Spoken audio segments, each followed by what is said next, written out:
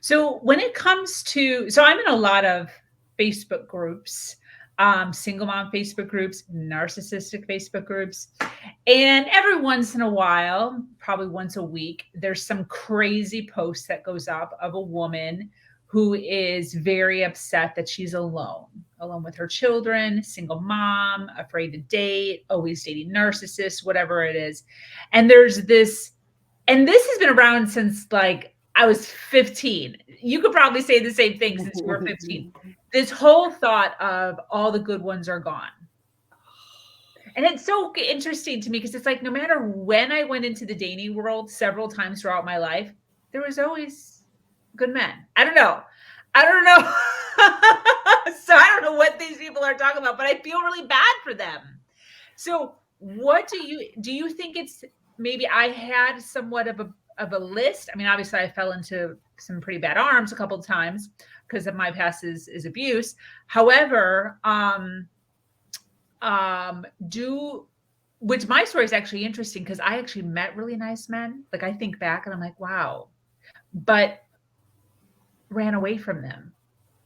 Like didn't stay with them. Went back to like my abuser. Really weird. So maybe we can get into that. But what's your thought on there's no more good men out there, no more good mates, no more good spouses? Where does that come from?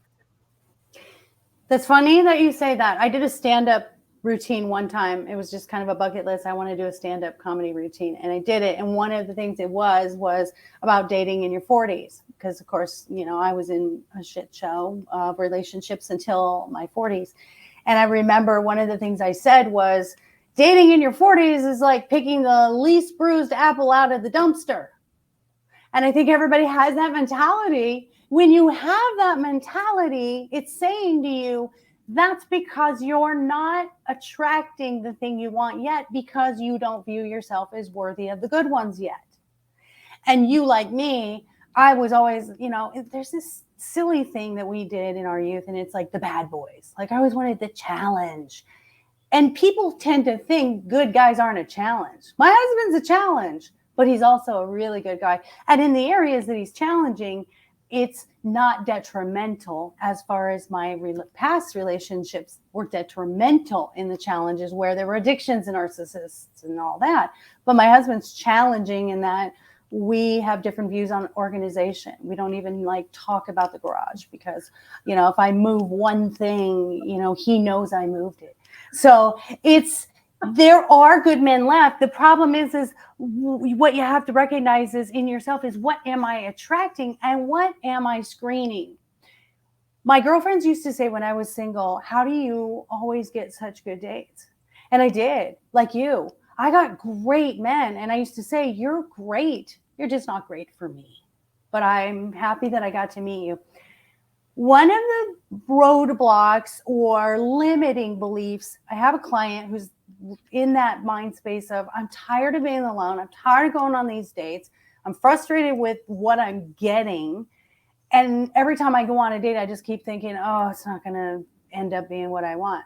And I said, well, that's your first problem. You're going out with the mindset that is probably not going to work out.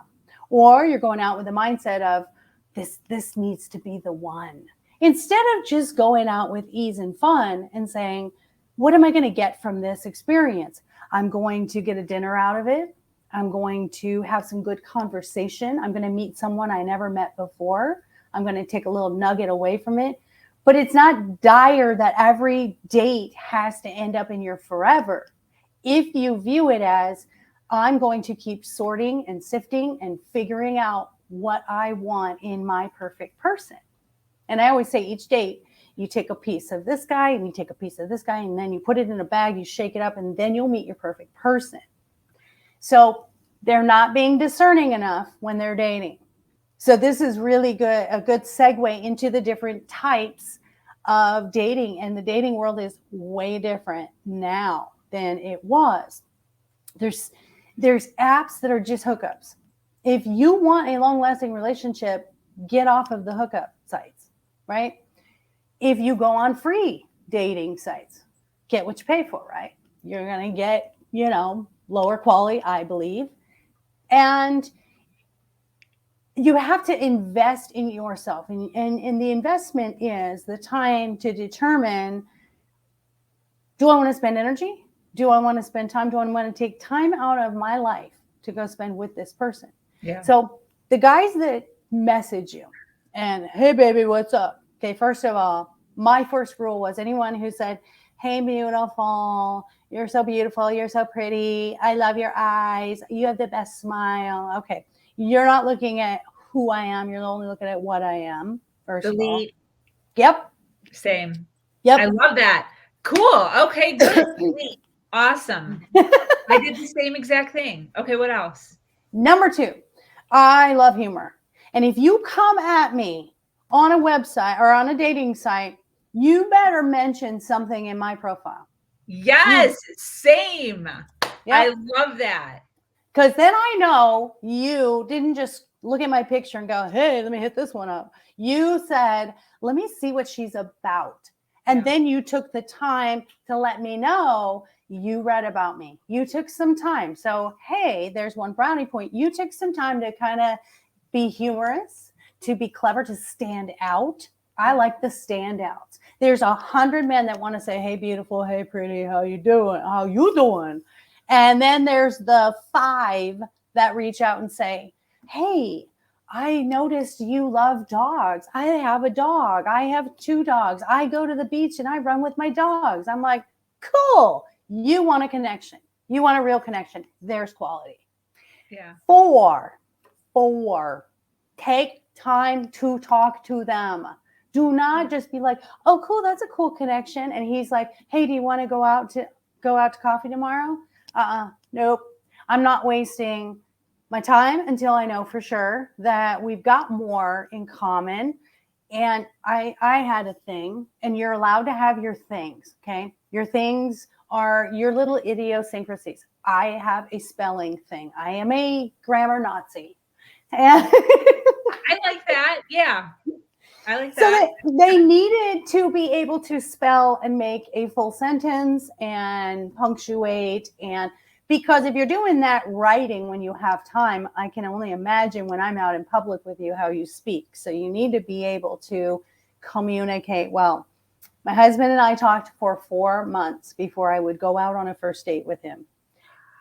And I've never done that. I was pretty good about, I wasn't the just throw it out there, I'm going to go out with you right away. I would give it, a week or 2, because give me more. And if it because it'll deadpan, it'll run out, and give yourself that 2 weeks, because the first conversations are great. Yeah, it's easy, but can you keep this up for some period of time? Can you reach out to me? Do you reach out to me? Are you letting a week go by before you reach out because you're too busy with 100 other women saying, hey, gorgeous, how's it going? So it's the filtering. What I call it is, in the old days, we had answering machines. I'm dating myself totally. Yeah. We had answering machines, and people would leave a message, and you could filter through those messages rather than answer the phone. I see dating apps as the same thing. You're basically filtering through which ones you really want to take the time to get to know or respond to. No answer is an answer. If someone's not responding to you, do not make excuses for them. Oh, he was probably busy. Okay, fine. Then when you're dating him and he doesn't show up to your date, oh, he was probably busy. So you're accepting at the very beginning of your dating process what's going to happen later on, right? Don't date potential, date reality. Sit in front of someone and look at who they really are, not who you want them to be one day. Yeah. Love that.